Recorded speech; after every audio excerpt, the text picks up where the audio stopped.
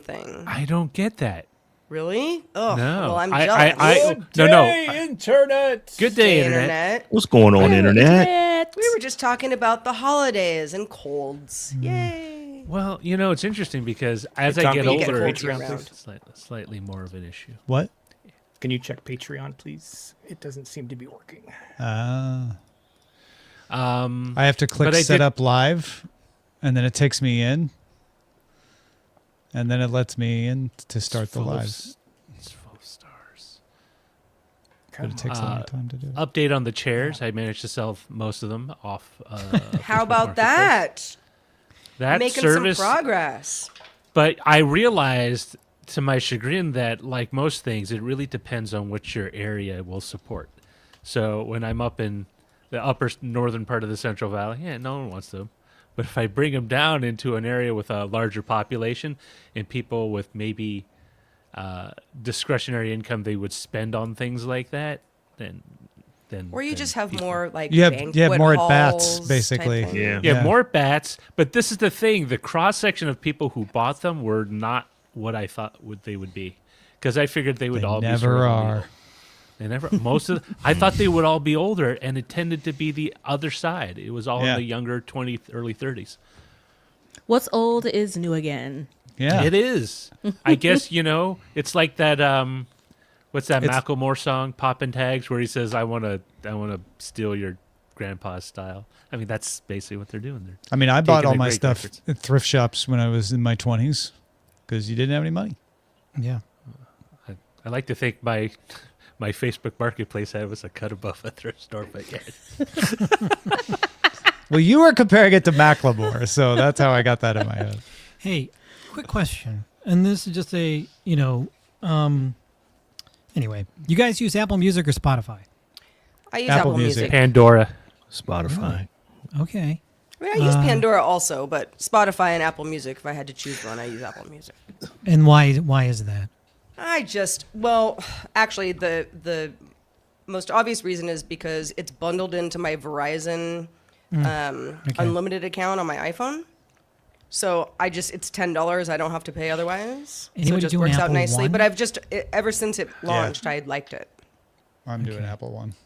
Yeah, my sons are trying to get me to switch over from Spotify to Apple Music, so I had a free thing, 3 months free.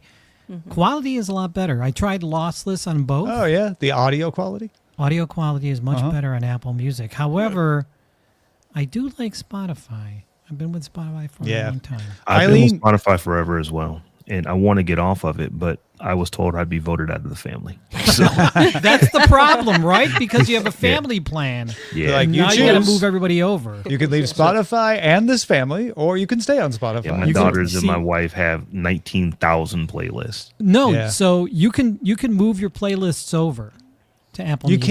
You can. But it's There's work. like an export tool, I think. No, it isn't work. It actually was very quick for me.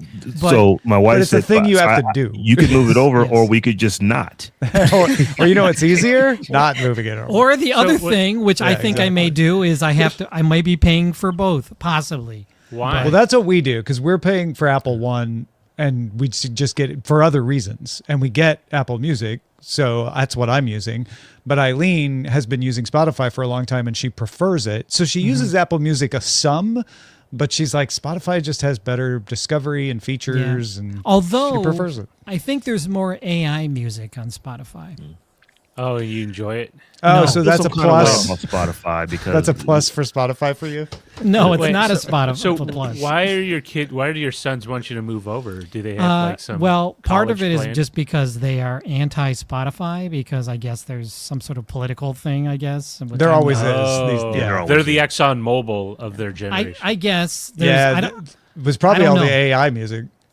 No, it wasn't the AI music. Or is it Joe Rogan? For me, it was Joe Rogan. I have no idea. I just don't like the black and green. They don't. I don't like that they're European. I don't know. Yeah, I don't trust Europe. Sweden, come on. What do you know about music? I'm going to play around with Apple Name one Music good thing you've ever heard that came out of Sweden. Yeah, Yeah. Meatballs. Cheese. Jeez. See, you can't. And Alps. nobody I was likes about to ABBA. say- Meatballs. Nobody I was likes about to ABBA. Nobody I was likes about the to say- Cardinals. And now they're in Switzerland. I mean, the I'm gonna throw cardigans are another the one only in one I there. can think of. that I'm I gonna would throw listen another to one in regularly. there. I use Apple Music and Tidal. Tidal. I got rid of my yeah. I got rid of my Spotify. I stopped paying for that, and I was like, I'm just gonna keep my Apple Music and my Tidal. Tidal's got I good have a quality friend who audio, feels the too. same way, just because he's like Tidal just has the best listening experience. If that's Well- really what you want, then that's the way I to go. only Rising- buy MP3s and put them on my own NAS and serve them. No, I'm just No, kidding. the title was brought up last night in the group chat because it pays the artist better. It pays the artist more. Yeah. Yeah. It That's does. one of the reasons why. That is and that just is the experience is a absolute- lot That better. is true. Yeah, they're artist. They're more artist friendly. I got to tell you though, as far as the lossless, I couldn't really tell on my Sonos. Like I'm like, okay, maybe it sounds better. When I put my AirPod Pros in, I'm like, okay, I can tell the difference definitely music wise. Wow. So when you put your Apple product in, you could tell that the Yes. Apple product sounded better. product. That's interesting. The Apple products work better with the other Apple products. Coincidence. and I love my Huh. yeah. It's one of those things that like I have now I have full range speakers on either side of my desk, like these old like from '92, but they run from like 40 kilohertz all the way down to 25 hertz, so it does a full range. And you know, if I was doing a listen comparison between my DAC and just using the audio output on my PC, and now I know why people go with DACs, because there's a lot of things that necessarily aren't missing, but they're just not as well resolved. Like Yes. the resolution just is not. It's not. Yeah, like they're there, but when you listen to them at a Yes. higher level, It's you're uneven. suddenly like, ooh, Yes. that's what it's supposed to sound like. Yes, that's what I found last night, just doing a comparison between Spotify and Apple Music. I was like, okay, I can hear this a little bit better. Plus, Dolby Atmos on Apple Music, which is, I guess, a plus. I mean, I'm trying to listen to it today to see if I can just hear it just without the headphones on. But I What was guess your if you- top artist of the year on Spotify? on Spotify? Let me tell you, and that was the thing. That's what caused this whole thing, is because my kids are like, "This is my last Spotify Wrapped." Oh, Over. because they're I feel leaving. some kind of way about Spotify today because my Spotify Wrapped guessed my age exactly to the year. I don't have a problem with that. Problem Everybody, with getting the age right, but then it said, Yeah. you're an old soul." I'm like, I'm not really that old. This- all my you know, I kids don't- got I'm like old. this. And your age is like for sure not in your profile somewhere. Explain this. So Well, my no, because young- like my- Molly Wood was saying that she was really excited because Spotify put her musical age at 26, but her brother's at 71, so and they're both so around our age. So. my 23-year-old son, his top music artist was Nine Inch Nails, and his age was 73. I'm like, what? Mine was 31. I was 31, and my top artist. You're a was- young soul. Yes, my top artist was Wolfpack. Well, And I mean, both listen, that. think of all the people in their 70s who are just, going to Nine Inch Nails reunion tours all the time. Yes, they're kind of maybe in their 50s. Hey, you're possibly. out there. I know you are out there. Yeah. I wouldn't say, Hoppa Happiness says DTNS was their top Twitch channel, which I believe makes them 21. well, that's lovely. Oh, okay. Yeah, Nora was I'll take it. 79. 79. Oh my God. Because I was like, are you serious? He's like, yeah, I guess because She's ready to quit Spotify, I'm sure. I was actually surprised that I wasn't much older because I listened to enormous Uh-huh. amounts of jazz. sure. Oh, And a great. lot of it is, from 40s, 50s, 60s. So I thought I don't know, but would the have been older hipsters, the than I am. hipsters are on jazz, so Yeah, it might that's kind of true. balance out. But aren't hipsters also like just age bracket like already past the 30s? I don't get a Or are they- Spotify Wrapped because I don't use Spotify enough. I want to know how old it thinks I am. 36. Oh, my. Yeah, I don't. I mean, I have a Spotify account. Yeah, I, same. Don't but use it. It launches Every year every I so look at often. it Yeah. to see like if the 2 songs I played on it that year will get me a Spotify Wrapped, and they're like, no. Yeah, No, like, not enough. I listen to a enough lot of information. Listen to Spotify. 2 songs, dude. That's it. Yeah, you need to listen to at least 5, Tom. My 18-year-old daughter's number was 77. 77. maybe All your being kids a are much older than you, Len. But I mean, Maybe that's the secret. Good show, everybody.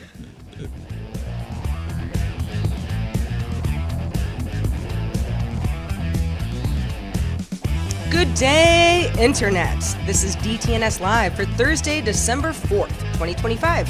From Studio Animal House, I'm Sarah Lane. In Los Angeles at Studio 7, I'm Tom Merritt. From Columbus, Ohio, I'm Robb Dunewood. From the Atlanta area, I'm Nica Montford. Drawing the top tech stories from Cleveland, Ohio, I'm Len Peralta.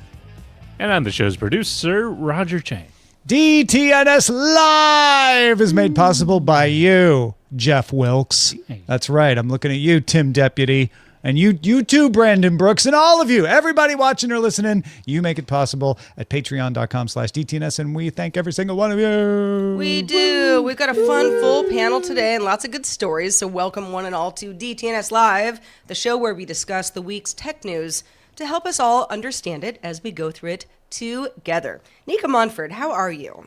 I'm doing pretty good, Sarah Lane. Can't complain. Well, I'm happy to hear that. Do you have big holiday plans coming up? No, I normally just keep it pretty simple. Go down to the parents, and that's about it. Just this have year. some family hang time. Yeah, family hang time. Eat a lot of food, laugh a lot. So it's all good. Gossip. Do you live, laugh, love? I mean, A little bit of that. ideally, we all want to do that. Yeah, I'm not against any one of those things. I die, cry, and hate. Is that in wood burned above your? It's on my wall. That's actually stenciled. That's a funny. Like, if I saw that on Instagram, I would probably buy it just to like give that as a gift. I'll be creating that then, I'll for you, say, Sarah. Good. After Thank you. Thanksgiving, the amount of eating I do over the holidays drops dramatically, which is great. Like I'm already fighting back to get the extra notch back on my belt after. Nice. Okay. Fighting. What, you just overdid it and now you're under eating? Sure, that's a way to describe it. I mean, hey, if it works and you I didn't think that was a know. controversial question until you answered it that way. Well, if you are watching or listening to us live, you can help name our episode. This is the fun thing we do at the end of the show. Head on over to dtns.showbot.tv. You can submit titles, vote on other people's submissions during the show, and we'll check back in on the votes at the end of the show. And your title might make our title that gets posted far and wide. Reminder to everybody, we have an extended show for all of our patrons. So when we say goodbye, the show isn't actually over. If you're a patron, stick around because we have a fun game today. All right, let's kick it off with a few stories that caught our eye this week. Samsung officially unveiled the Galaxy Z TriFold this week. That's right, it folds in 3 parts. I guess it only folds in 2 places, but it's got 3 parts. It's a triple panel foldable smartphone that opens into a 10-inch tablet display. So 10 inches when unfolded, and when it's folded all up, it's little 3 pieces. It works as a 6.5-inch phone. Also, it doesn't fold Z style. It folds one and then the other on top of the other. So it measures 12.9 millimeters thick, which is pretty hefty, but that's actually about the same as the Galaxy Fold 6, the one from 2 years ago. Launches in South Korea on December 12th for 3,590,400 won, which is roughly US $2,500. That's expensive. That's a lot for a It's phone. it's a how do you say, a grip? Yes. That is how you say it. That's a lot. But here's the thing. I thought I would be in the market for this, but I don't know that I am, because if I've got that much screen, I kind of want a keyboard. And if I got to carry a keyboard, I could just as easily carry its whole 10-inch, 11-inch, 15-inch tablet with me as well. Exactly where I am with this. Even though I'm like the form factor, I don't use one now. And there's probably some great reason later on when all the companies have foldables that I'll say, yeah, laptops are good for this. Kind of the way I felt about the iPad or tablets in general, when they first came on the scene. Yeah. So yes, that would be an expensive and generous Christmas gift or holiday gift for someone that you care about deeply. 'Tis the season. A lot of giftable gadgets going on right now. Amazon announced it'll release its new 11-inch Kindle Scribe Color Soft for $630 and upgraded Kindle Scribe for $500 on December 10th. both first unveiled back in September. So we knew they were coming, we just didn't know when. Both also add texture molded glass, stronger pen magnets, and a redesigned front light system on the lip models. There is a cheaper $430 version without a front light. That won't be available until 2026. Apparently, it's been delayed a bit. I think the Remarkable is what everything that you can write on at this point is what stuff is being compared to. So my question is, how good is this compared to like the Remarkable 2 Pro Mate or what? I can't think of the name of the devices, but Remarkable's got some stuff out. How good is this compared to that? I've got the Remarkable 2, so that's a couple generations ago. The front light system would be really nice on the Remarkable. It's great outside if you have all sorts of other ambient light going on. It's not great in a poorly lit living room, say, if you want to be taking notes or just read stuff. So that's where I think Amazon is going with this. India has reversed the plan to mandate the pre-installation of the government's Sanchar Saathi anti-theft cybersecurity app on all smartphones, making the app's installation voluntary instead. The government said the decision to withdraw the directive is due to the app's increasing voluntary acceptance. I'm going to assume, however, that the significant backlash in Apple's file saying, no, we ain't doing that, could have played into the decision as well. Yeah, Just a little Google bit, I said think. the same thing. So you've got Apple and Google saying no, and you're like, well, we could kick all the phones out of our market, or maybe we could back off a little. That's going to make our citizens very happy. It's a Those good are- app, oh, honestly. It's sorry, I'm just saying, like it's a theft detection app. Just don't make everybody have it. Yeah, Let them go Right. get it. Yeah. themselves. Then, you got Apple, you got Google saying, we're not doing this. And then people saying, I'm not going to volunteer for this. And kind of got to walk that one back a little bit. Those are 3 top stories that caught our eye this week. Let's get into some discussions. This news was from this morning. TikTok introduced a nearby feed in certain markets in the UK, France, Italy, and Germany, giving users a location-based stream of local posts. So say I travel to the UK. Maybe I'm in a town I've never been to before, and I'm looking for the best chippy, in the local area. That would, if it works correctly, help surface posts from maybe small businesses where I would not have known about otherwise. The feed surfaces content based on GPS data, topics, and recency. Location sharing is optional, so you don't have to do it. Limited to users 18 years old or older. If you're under 18, if you have a private account, and if you have a non-public post, they don't appear on these feeds. TikTok says the feature boosts visibility, again, for small businesses, was kind of leaning into that, adding 46% of UK users saying they visited a local spot that they discovered on the app for this reason. It also lets users manually switch locations when traveling. So if you're bumping around a lot, then this could be something that isn't always going to say like, oh, Sarah, you want a taco place in LA? If I'm not in LA. What do we all think about this? It is TikTok after all. It seems like this is something that is kind of what all these apps are eventually going to be doing. They all want to become a super app. They want you to just live in this app and do everything. So it kind of makes sense that if you are in one place as compared to another place, that it serves up stuff for the place you're in as compared to the places you were. It kind of just makes sense, because I know that one of the things that TikTok is wanting to do is that they want this to be the app you use to do everything, to get groceries, to book a restaurant. All that stuff eventually is going to start showing up in this app. And I think this is just one of the first flags that they're planting. Yeah, I use YouTube for this already, to be like, oh, what is near the place that I want to visit? Or Instagram for, following things in my neighborhood. And Instagram has the location-based thing as well. I think they did a pretty good job of trying to preemptively address concerns about people sharing location, but it is definitely meant to be like, I want to see what's around. I want to pick a restaurant, pick a shop, pick a tourist attraction or something like that, and it's probably pretty useful for that. Yeah, I used to back in the. Oh, I'm sorry, Nica, go ahead.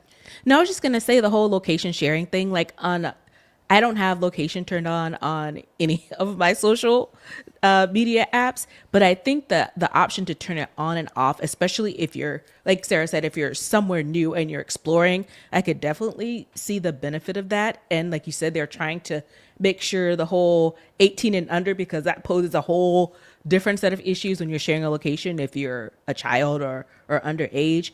But I, again, to what Rob said, it's one of those things where if TikTok is your primary app, they want people to stay in there. If Instagram is your primary app, they want you to stay in there longer. And it's all about keeping that user base in-house by providing you all these different things so you don't have to leave to go anywhere else. Well, and TikTok it's obviously, people use it for business reasons, a lot of entertainment stuff. And a lot of people I know of various ages use it primarily for news, not just as the only news source that, they follow online, but that also can be particularly helpful if you are somewhere where you're kind of wondering what's going on that's local. I used to love, back in the early days of Twitter, the old Twitter of yore, there was the tweets nearby feature, where if you let Twitter know where you were, your zip code, whatever, then, for example, if there was an earthquake in San Francisco where I lived at the time, and I'm like,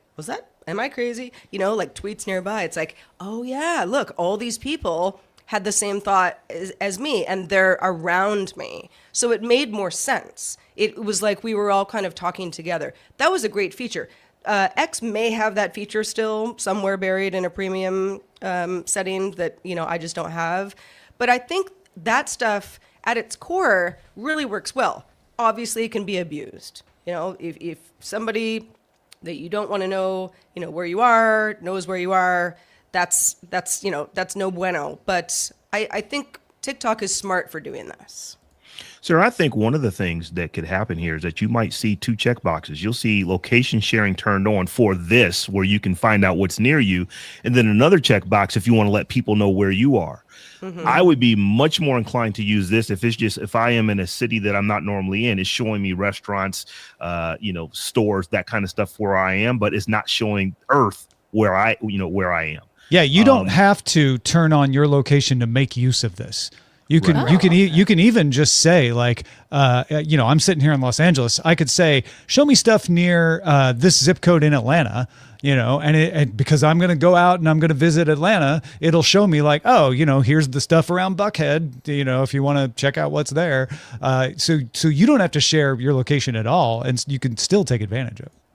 So this is almost like going back, as you mentioned, Sarah, to tweets nearby, like the community kind of feel that in the olden days, in the beginning of social media, that's really what it was. It's building community with people that, aren't in your general vicinity or people who are nearby you, whether it's you're on vacation, visiting family, or if it's just your normal neighborhood. It's very interesting that we kind of go through this sort of swing back and forth, right? When the internet was like a thing in college, one of the first things I did was go, hey, what do other people in other states, other cities, not adjacent to me on the other coast or in different countries, have a thought on this? And then it went back to like, I'm curious to know how people in my neighborhood think about this particular issue, food or whatever. And we have like this vast, like the swing between like, I want to reach everyone to, I want to know what everyone around me thinks, not just, not just someone. Because IRL, a lot of people don't leave their neighborhoods all that often. I mean, even if you, some people do a lot of travel, but for example, my neighborhood right now, I'm interested to know what's going on, which is why I use an app like Nextdoor. Citizen is a little bit different, but those apps are specifically about knowing the people around you better and working with them. Buying and selling, saying hello, hey, is someone missing a cat type stuff. That really does help a lot of people. Obviously, it depends on where you live, but especially in urban areas, I think it's really helpful. And someone just posted in the chat about reinventing Foursquare. And when you were reading this, Sarah, I was like, this sounds a lot like Foursquare. And to see somebody bring that up, I was like, yeah, to kind of like bring it back to my mind. That's what I was thinking when you were talking about it. I was like, this is exactly what Foursquare was. Right. And right, I'm wondering, but instead of 10 pictures of a pizza place, it's somebody being like, this is the best pizza I ever had. Right. Well, and it's actually more useful you can because believe them or not, but you're not just seeing helpful. like 20 people checked in at the pizza place. You're seeing like a couple people who did a video where you could like, oh, that's what the pizza looks like. That's you're the getting kind of pizza feedback they from had. it. Like, yeah. Yeah. And I wonder if that encourages the creators to be more local centric instead of just like, let me reach everyone to let me reach the people closest Who are to going me. to come to my Yeah. establishment. Yeah. And it encourages the restaurants to say like, hey, I'll give you a free tonkatsu if you post a video about it on TikTok, because now I know it's going to reach people in my neighborhood who might actually stop by and do it. And I say that because Eileen got a free tonkatsu for posting a video on TikTok about it. I'd mow it your lawn works. for one of those right now. All right, so It's- YouTube. Let's talk. No. Moving on, as we dream of ramen, YouTube said it will take steps to comply with Australia's ban on allowing users of its service who are younger than 16 logging them out as of December 10th. YouTube Kids will still be allowed, so that's a different thing. But YouTube says it shouldn't be included, even though it's going to comply because it says we're not social media. So, Tom, what's their stance? Yeah. So let's first start with what the Social Media Minimum Age Act is in Australia. It says that a platform defined as social media must take reasonable steps to prevent Australians under 16 from having an account. So it doesn't block them from visiting. It's trying to say they can't have an account. They should only see what the general public would see. That way they're not able to post, they're not able to get sucked in, and they're not able to be targeted by the algorithm. Age-restricted social media platforms include services that meet the following conditions. 1, the sole purpose or the significant purpose. So I would just shorten that to say the significant purpose, because if it's your sole purpose, it's probably your significant purpose, is to enable social interaction between 2 or more end users. 2, the service allows end users to link to or interact with some or all of the other end users. 3, the service allows end users to post material on the service. I would say YouTube meets 2 of those 3. It allows end users to link to or interact with other end users, and it allows you to post material on your service. It's not really saying its significant purpose is to enable social interaction. Its significant purpose is to serve video. And YouTube says, you know what? If you make us comply with this rule, you're actually making it more dangerous for under 16 users, because now there's no parental controls or safety filters available. Because if you're logged out, we can't serve that to you. And YouTube wrote in its blog post, YouTube is a video streaming service where they come to watch and learn everything from how to tie a tie to famous speeches to newsmaking podcasts to live concerts to epic sports highlights. And increasingly, kids, teens, and families are watching YouTube on television screens in their living room. Now, after hearing this story on DTNS briefly on Wednesday, Norm wrote in and said, I can't see anyway YouTube is a social media app, but anyone who can change my opinion, I'd love to hear it. So YouTube agrees with Norm. The government of Australia disagrees with Norm. What do we think? Is YouTube a social media company? And Sarah, he was reacting to you saying like, come on, YouTube, you're social media. So what do you, I think I gave away what your opinion is, but why do you think that? Well, so listen, I don't use YouTube as much as you do. For example, I mostly am, I'm on YouTube if I'm looking for something specific or somebody sends me a link, right? But then I'm always kind of curious to, see the comments, like, did this get a lot of traction? Not just the views, but what are people talking about? And some videos have very few, some have many, over the years even, and people keep coming back to the videos. And so that just inherently to me, it's like, if you have a blog that offers comments, which is what I'm calling YouTube, just for the purposes of this discussion, it's a social network. People are talking to each other. People are meeting each other. People are finding someone else's profile online. That's a social network. Is it a social network that behaves exactly like something like Facebook? No, it is not. Although, well, Facebook is increasingly wanting to be more like YouTube. So I'm not sure what point I'm making here, but yeah, I don't consider anyone to say YouTube is where I chat with all my friends all day, every day. But some people do. I think it's a social network. It's weird because it straddles that sort of, it straddles both, right? Because it's one of those things that people share, right? I share a YouTube link. because it facilitates, hey, you really need to watch this guy hit himself in the head with a frying pan because it's so funny. And you share that link, or like, hey, did you see my latest post? I made like a quippy comment about, whatever, championship game, you share it around. It's something that people use on social media to facilitate their activity with other people, their social activity. But at the same time, it's like saying, like, going to the mall. The mall is a social space, but it's not necessarily there to force people to interact Make with friends. other people. Yeah. It's there to get people to buy stuff. But if you make a friend along the way, or you meet your friends there, that's just a byproduct. But it isn't. The whole point of this shopping mall is to make sure their friends meet up with friends in a space that has security. Mm-hmm.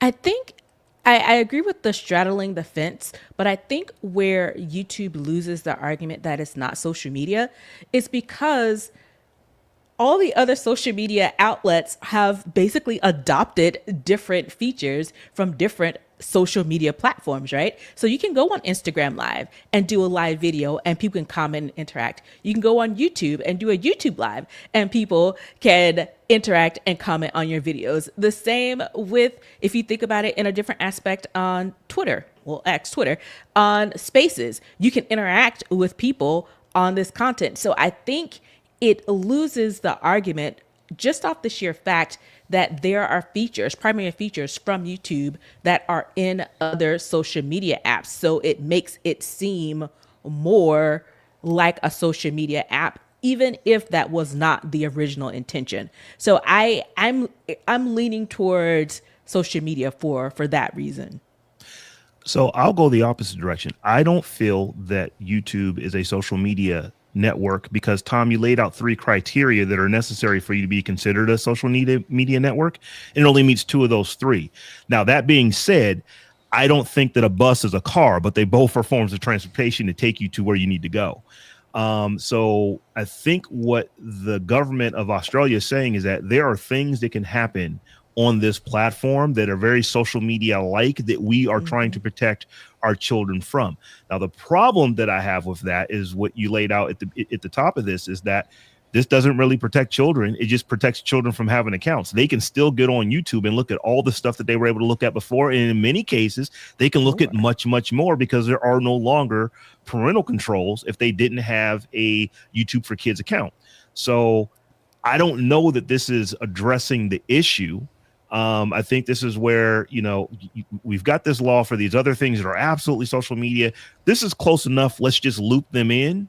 But there's cracks here. I don't think that this is a clean application of it, because technically, by what a social media platform is, YouTube doesn't technically meet all the criteria. So just because of that, it's not. It's close, but it's not, in my opinion.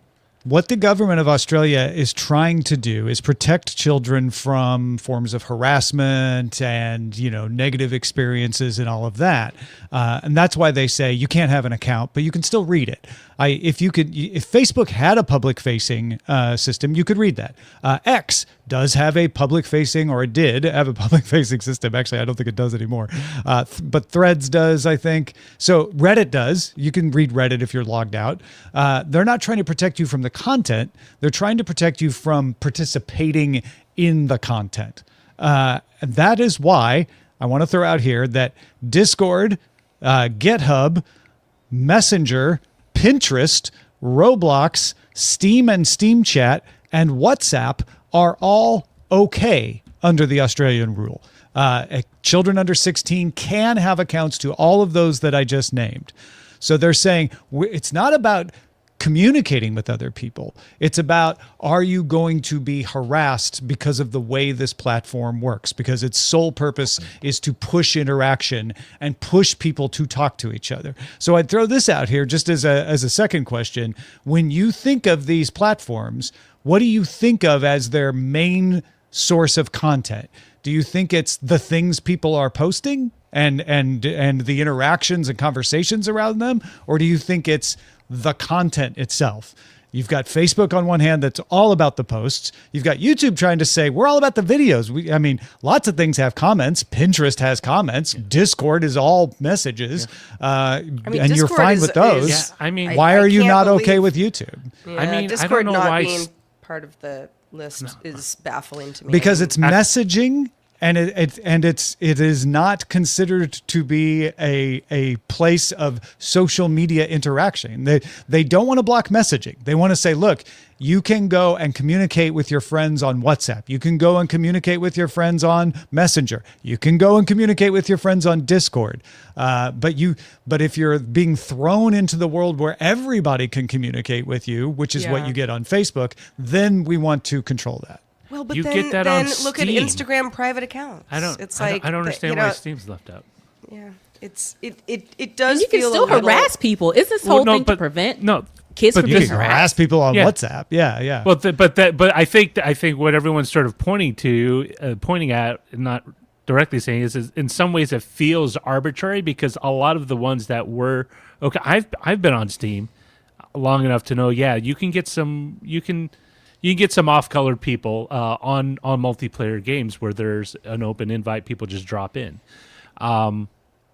That's that you could definitely be harassed on those, and luckily you have tools to be able to kick them out. But to be fair, I don't think the Australian government's trying to say this law will ban all harassment. I think what they're trying to say is we want to limit the largest exposure, and we think the largest exposure is when you post in a place where everyone in the world can see what you posted and then interact with you. Whereas even with Steam Chat, there's open servers, but it's not like you can post on Steam for everyone to see. You have to go find a chat. You have to find a game and all of that. You have to have friends and connect. And I think that's their argument with Discord as well. Even on the networks where you can do public versus, friends only, or, I have a private X account. These are options for people. I guess Australia's argument is not enough people take advantage of that. And so it ends up all being too open. They didn't want to try to police okay, you can have an X account as long as it's private. They're just like, you know what? If there's a capability that the account holder can post publicly and be exposed publicly, we want to take that capability out of their hands. So here's a thought. My gut tells me that WhatsApp as a communication tool is used significantly more than YouTube ever is, as far as people talking about videos amongst themselves when they're posted. Sure. WhatsApp channels are ginormous. There are channels in WhatsApp that you wouldn't realize that you were not on Threads or on X or on LinkedIn. There are literally hundreds of thousands, if not millions of people in some of these things. That seems like that is way more risky for being bullied than a YouTube channel. Now, I want to be clear. I don't want to say that there's no chance for that to happen on YouTube, and clearly there is. This is why they are saying that you are going to be categorized this way. But I just wonder, it's like, are you missing things like WhatsApp channels? Are you missing things like Telegram groups? These things are massive, and there's way more bullying from my experience in those places than there are on videos. Now, maybe that's a function of the videos that I watch. I don't really look at a lot of stuff that's kind of crazy and out there, but it seems like those things would be of more concern from a child's well-being than the actual chat on a YouTube video. I think with WhatsApp, you're talking again peer-to-peer. So, it's not posting for everyone to see. It's, this is a massive channel, but it's still not everyone. Whereas on YouTube, don't forget, it's not just the comments. It's the fact that as an account holder and a 15-year-old, I can now post my video. And then I will be talking to everyone and can be harassed in my comments. Okay. And I think that's probably why Australia is including YouTube. And YouTube's like, sure, but that's materially different than posting on X, posting on Threads, posting on Facebook. And to your point, Rob, you're allowing things like WhatsApp to have huge channels because, that isn't everyone. And YouTube wants to get that same consideration of not everybody posts on YouTube anyway. It's a fascinating debate that YouTube lost, at least for now. Yeah. Well, congratulations, Australia.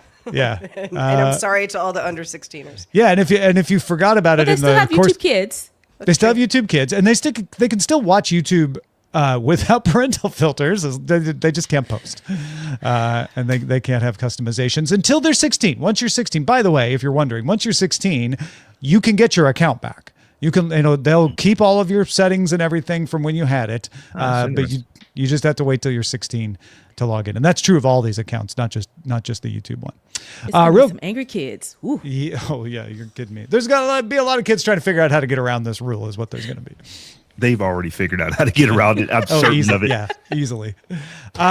You may have noticed, even on the audio version of this, you may have noticed I'm wearing a DTNS hat. You probably were just like, I don't know, I can just tell.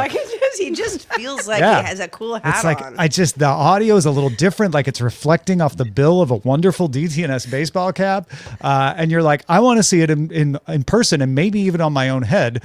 So head over to dailytechnewsshow.com/store, which is where we have the new DTNS pint glass. We have Len Peralta's Techie Santa on a holiday mug, perfect for drinking your cocoa out of on a cold winter's day. We have my ebook synced. Lots of stuff with Len's Techie Santa on it, by the way. We've got t-shirts and greeting cards and hoodies and everything. If you'd like to check all of that out, go do it right now. dailytechnewsshow.com/store. We ship from multiple parts of the world. So if you're in Europe going like, well, it's going to be so expensive for me to get. No. We use Fourth Wall. They've got a place in Poland that'll ship it right to you. It might take a little bit depending on where you are, but it's going to be much faster than if it was coming from the United States. So go check it out, dailytechnewsshow.com/store.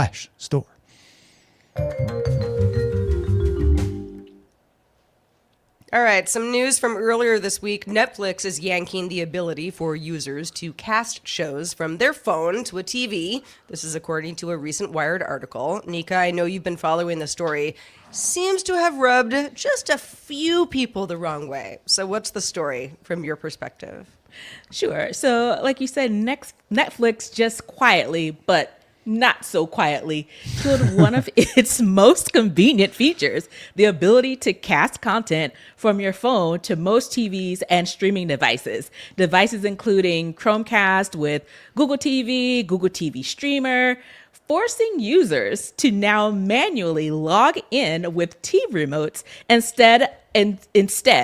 There are some older Chromecasts without remotes, which is key, and some TVs with built-in Google Cast that still support this feature. The older devices that are still compatible, if you have some, is the third generation or older of the Chromecast, again, with no remote, Google Nest Hub Smart Display, and certain Vizio and Compal TVs. There's one other small caveat to be able to still use this casting is that you have to have one of those selected devices that I just mentioned, and you have to be on the paid tier. So essentially on the tier that you pay for to not get ads. And not so fast for my fellow iPhone users. If you're thinking, hey, I can bypass all of this nonsense with iPhone mirroring, they thought of that too, and it's a no-go.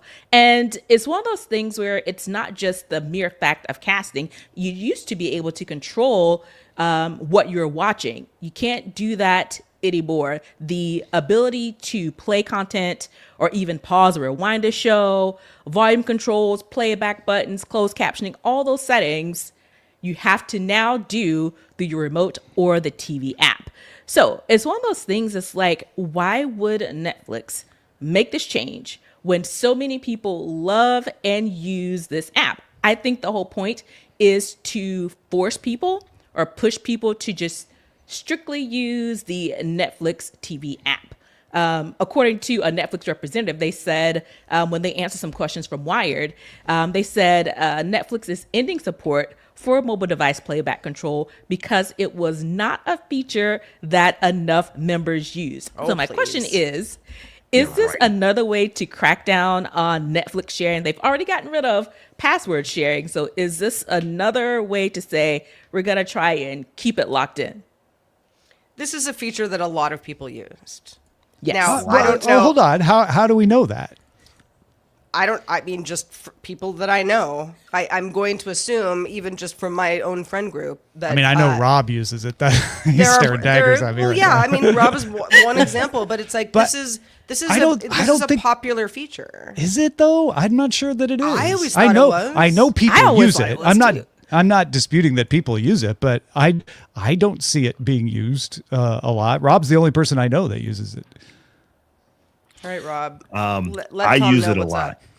I use it an awful lot. And I think the reason that they're doing this is because there are folks who are like me who have televisions in places that they don't live, that they watch enough that Netflix wants money for you to watch Netflix on those televisions.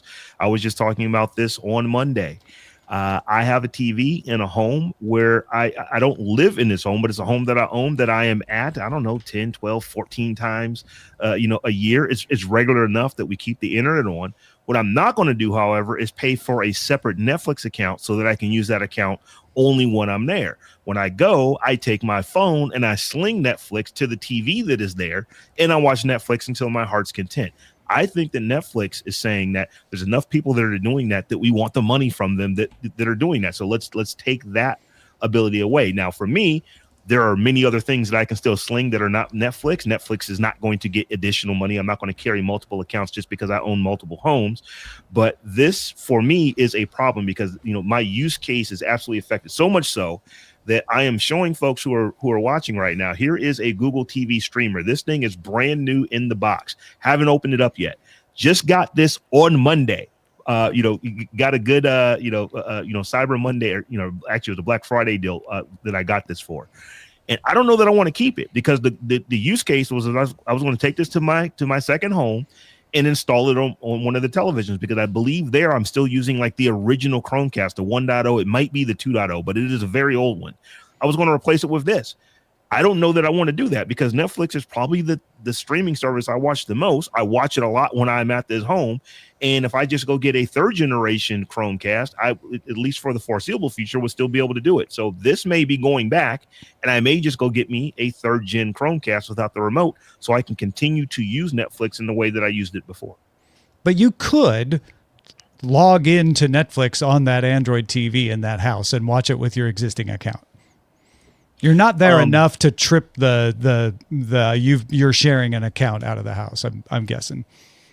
Or you would trip gets it. very squirrely about that. Or you would trip it on your phone because they track it on your phone too. It's the password sharing doesn't exempt the phone. If they notice the phone's in a different location, they're gonna try to bust that as well. So if you're not tripping it with your phone, it wouldn't trip it if you logged in onto your television. Well, here's the thing. If I were there for months at a time, it would trip with my phone, but I come back home enough to where it resets. If I install it on the app there, that app is never at my home. It's only there, and they're going to say, this is not your home.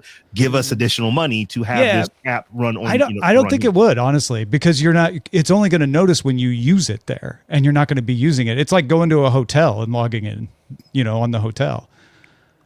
But I think the biggest, it's actually done it. This is one of the reasons why I like the stream so much. Okay. I've actually used it enough there when it was installed on the, on the television. Just the that app it gave was you on the TV.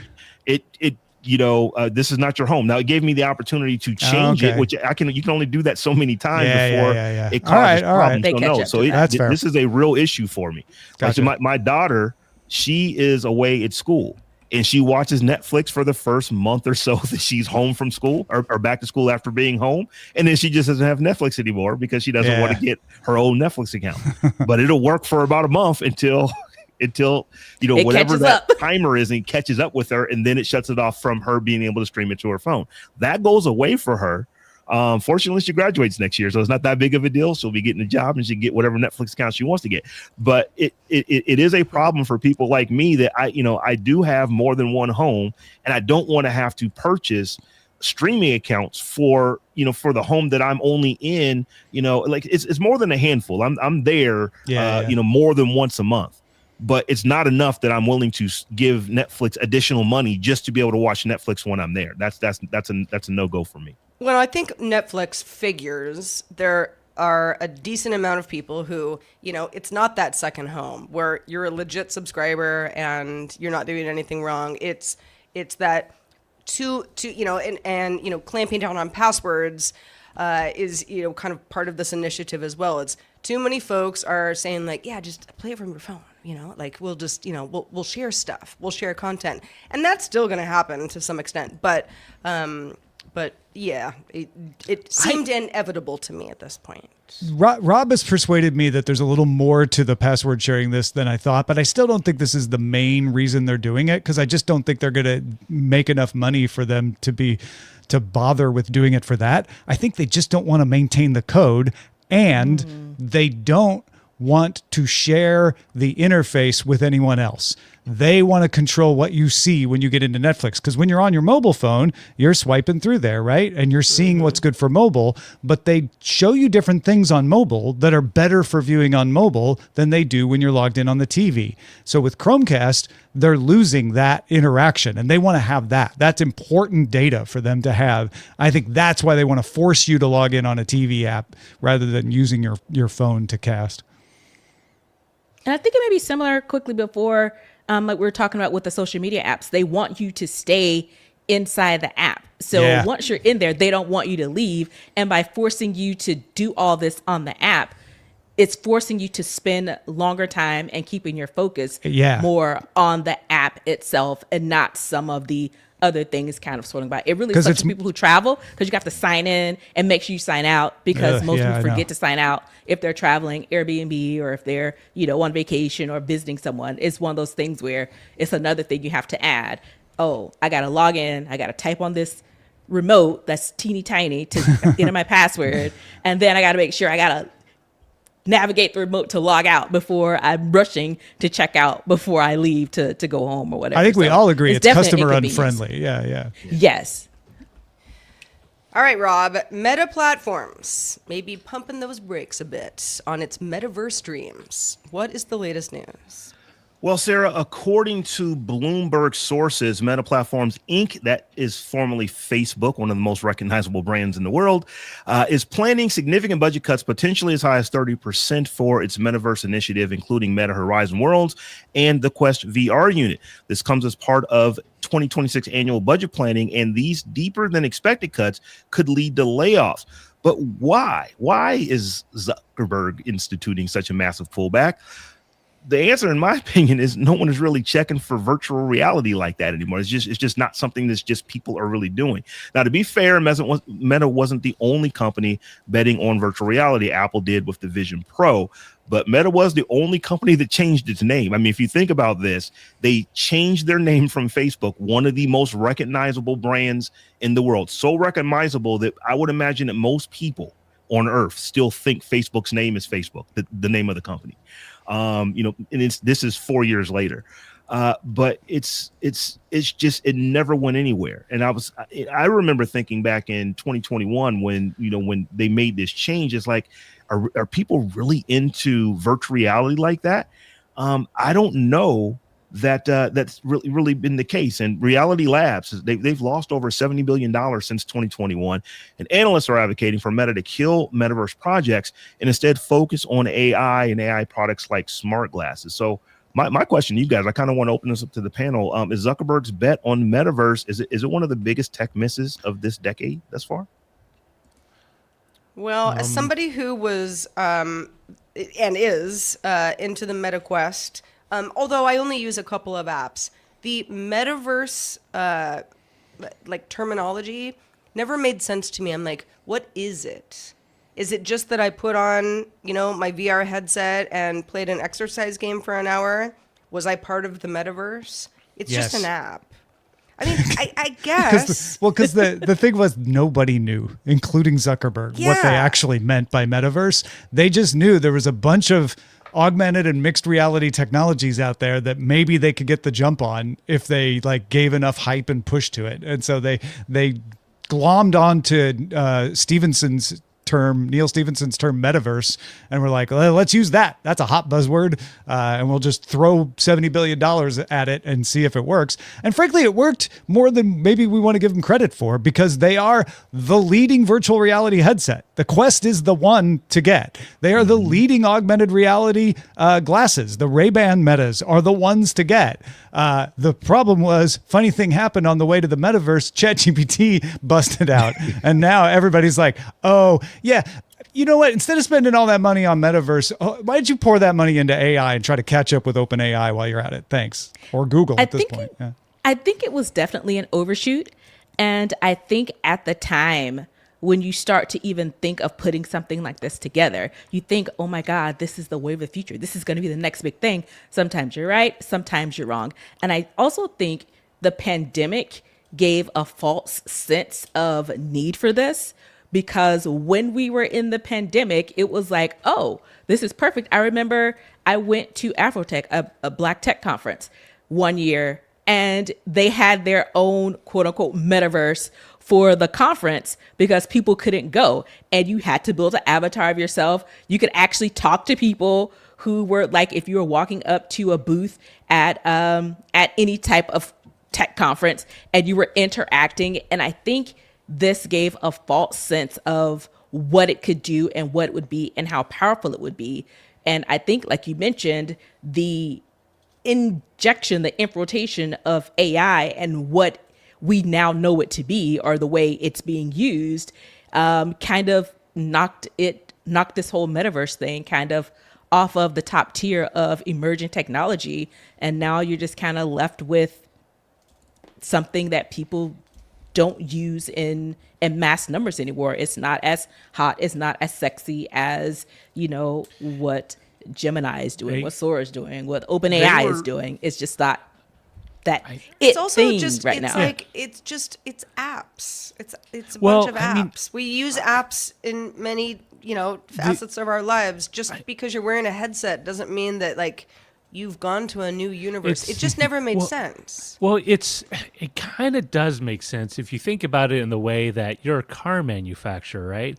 And you're going to be building out roads, but people need to want to drive somewhere on your roads in your car, right? So you build a Las Vegas, you build a theme park, you build a destination for people to have a reason to buy your hardware to use and interact with, right? And I think that was the idea, was we're going to build our virtual Vegas that everyone's going to come to, and they're coming in with, Meta Ray-Bans, they're going to be coming in with MetaQuest. They're going to be using our products in order to get to that destination. But as we've seen, like a lot of the thunder was stolen by LLM chatbots, and it's not like these products aren't popular or successful. It's just that whole goal of getting people wanting to go to the Facebook world, riding in on Facebook products, probably didn't make sense, because there's other things that people want to do with them that will still have people buying their products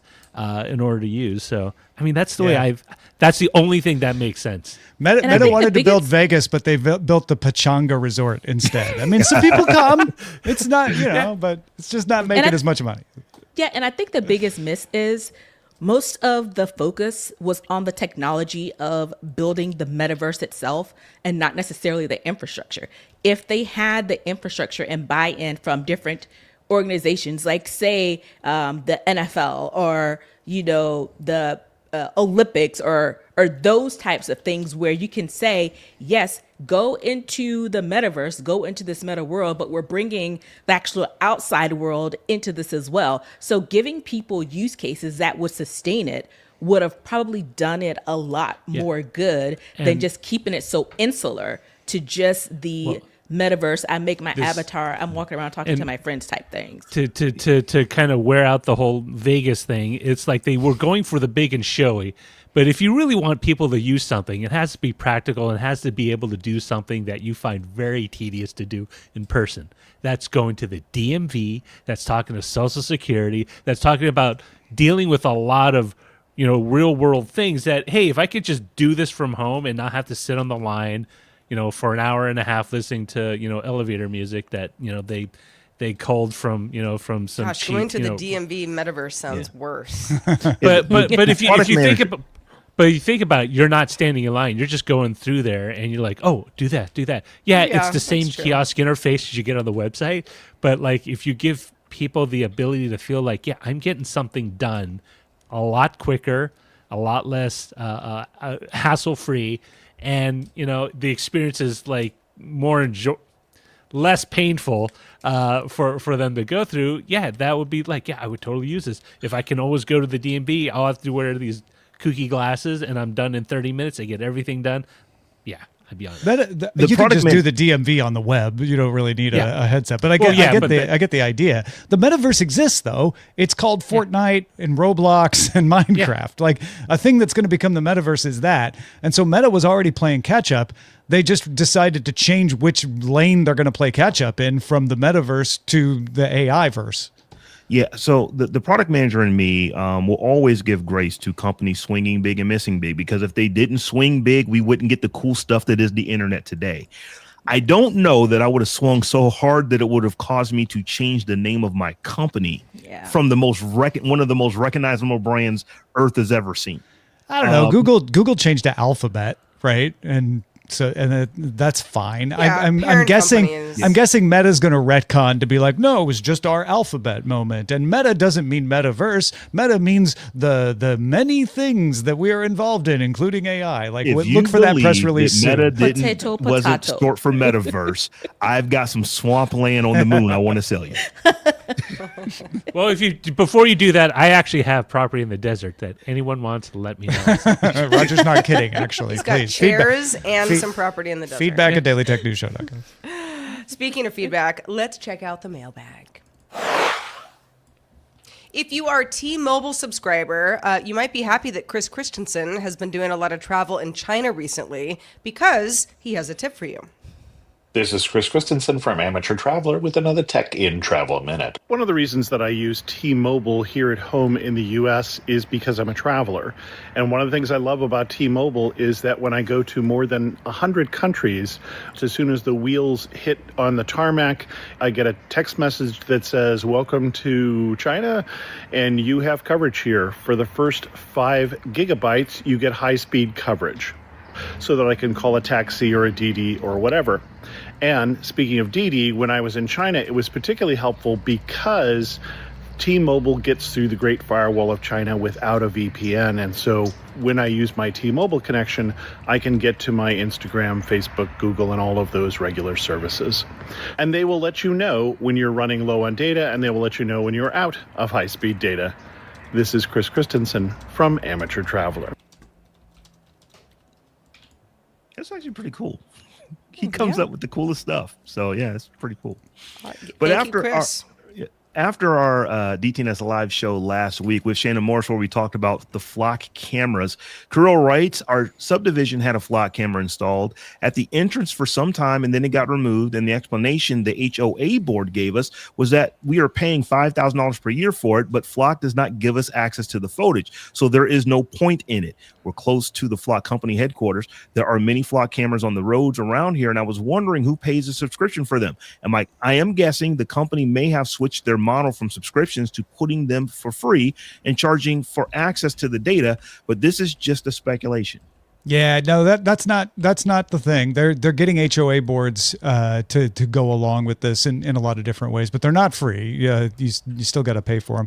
I interviewed a police officer who has worked with these kinds of automated license plate readers, and we're going to have that interview in the Daily Tech News Show feed this Saturday. So big thanks to Mike. He's a 17-year veteran, heads a group of detectives, and so he talks about, like, here's what he thinks they are useful for, here's what he thinks they're not useful for, and here's the security issues that you really do need to pay attention to. And he's got some good advice for people if you're like, I'm concerned about these flock cameras. He's got some good advice of, like, here's what you need to know, and here's who you need to talk to if you're concerned, to make sure that they're done right, if they're done at all. Jay, sorry. I was just going to say, I think I got a delay here, but if you're an HOA and you're paying $5,000 a month for the flock camera, I think I would want the video as well. But this is yet another reason why HOAs are just the worst. Oh, they are the worst. They're just the worst. Yeah. And you'll hear us talk about it, but Flock doesn't collect video. It's looking for the license plate, so it incidentally will have some images around it, but it's not doing like 24/7 video recording. Jay wrote in about OpenAI age verification weirdness. He said a week or so ago, OpenAI flagged my account as belonging to a minor. I can only assume some of my questions were so nerdy that it assumed they couldn't possibly be for any reason other than homework help. I saw that they use a third-party service called Persona that I had not heard of before. I've been a software engineer long enough that I know even if you know and trust a third party, sharing personally identifying information with more entities increases your attack surface and therefore the probability of a future breach. So I raised these concerns with OpenAI email support, and after a couple exchanges, got the clear message that there is no alternative verification and no resolution except to jump through that specific hoop or admit I've been a teenager all along. At this point, I probably would have just swallowed my pride and gone ahead with it, but coincidentally, I was listening to DTNS and hearing about how great Gemini 3 is. Now I realize that I've collected AI subscriptions like I collect streaming subscriptions, and I'm getting way less use for them. Maybe it's time to trim down. Yeah, I can vouch for Gemini 3. Jay. It's the bee's knees. It is. Really? I am very I haven't impressed with used it. Yeah, I'm impressed with it. Knees? I've run into a couple of situations where I'm not getting what I want out of ChatGPT. I turn to Gemini and it gives it to me immediately. So yeah, I think they're a nose ahead right now. I'm a Claude user, so I'm very happy over there. I should use Claude more often. Claude's nice. But maybe I'll try this. Yeah, I really like Claude. It's my go-to. And if I need to kind of check something out, then I'll go to ChatGPT. Maybe I'll check it out on Gemini 3 instead. Yeah. We also got an email from Bill who said, I got out of PC gaming 12-ish years ago when I started doing help desk work. I just hated having to troubleshoot my own issues after working for 8 hours doing the same thing. This new Steam machine has my interest. No AI baloney, no Windows updates breaking things. I'm for that at the right price. They're saying that it's going to price, if they're saying it's going to be priced competitively with PCs, if it's $1,000, it's a non-starter. I'll just stick with my PS5. It's going to be $999. Yeah, it's going to be $1,000. Yeah. What if it's $998? Sorry, Bill. $998.57. Because these things essentially are gaming PCs. They're going to cost what gaming PCs cost. There's no way around that. The parts are what the parts are. I mean, on Linus Tech Tips, they did a whole thing where they built out a system that was roughly in the same performance ballpark as a Steam machine, and they put it up against a PS5. And it did not as well against it. So, I mean, it could just be an optimization. Sure. But, like if I mean, Linus is better at building these things than I am. But if I were to build one myself, I don't think I could do it as well as Steam because they can integrate things.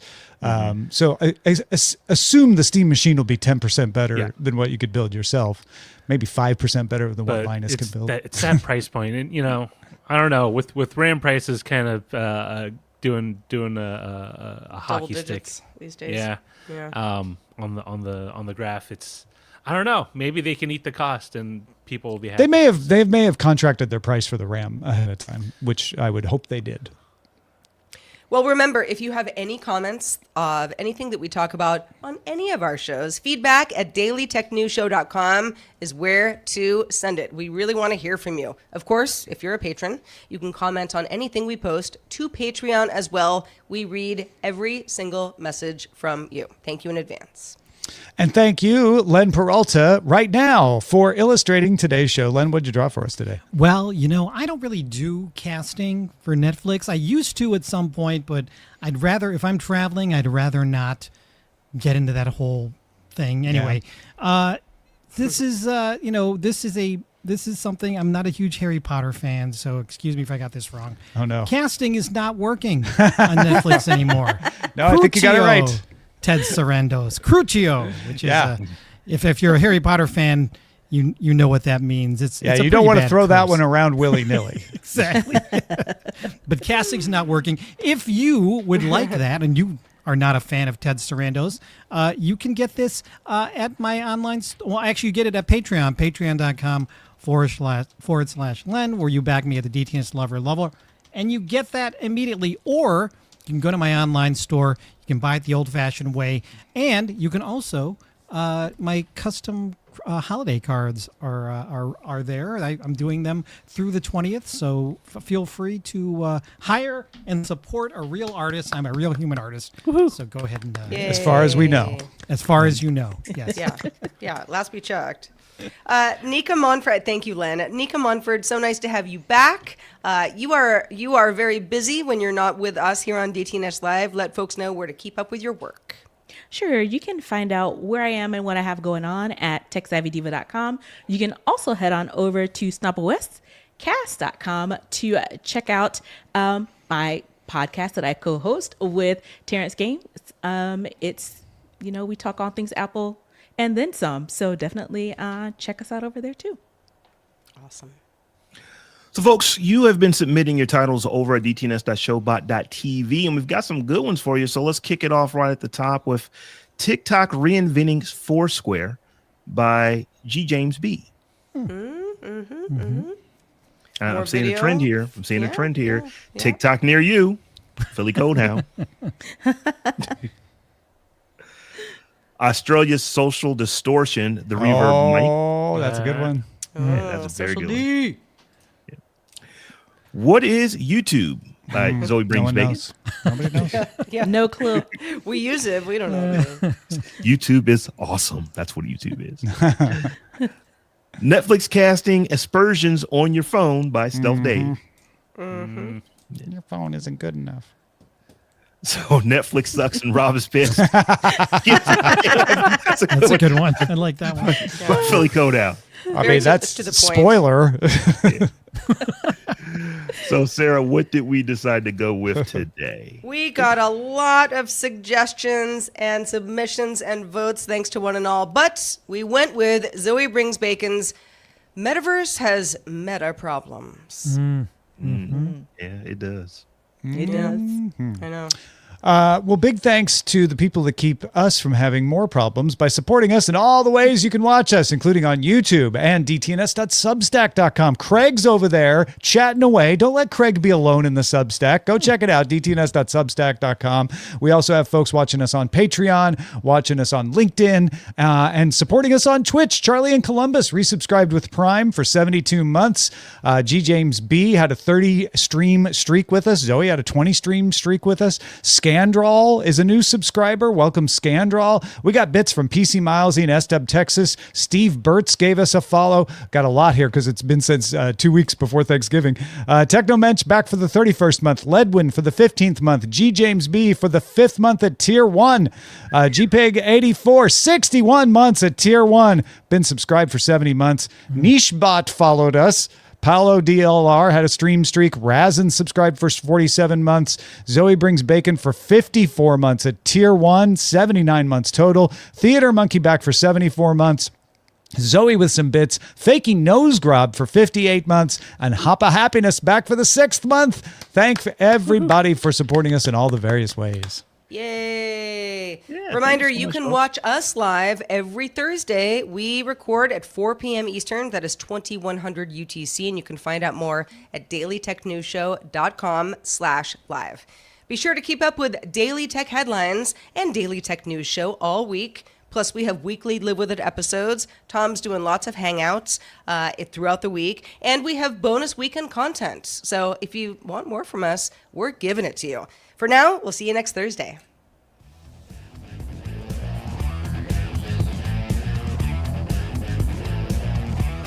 This episode of DTNS Live was created by the following people. Producer and host Sarah Lane. Host Tom Merritt. Host Robb Dunewood. Producer Roger Chang. Video producer Joe Kuntz. Producer at large Anthony Lemos. Contributing producers Kevin Tech, Noel Cow, and Brandon Richards. Social media producer and moderator Zoe Detterding.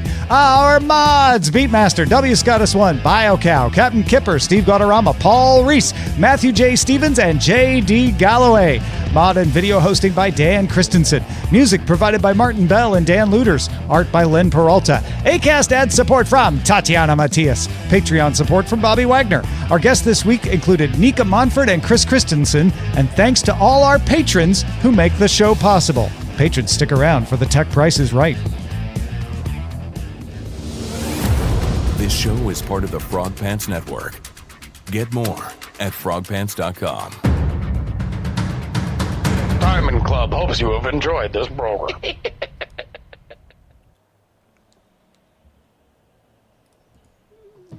Are they gone?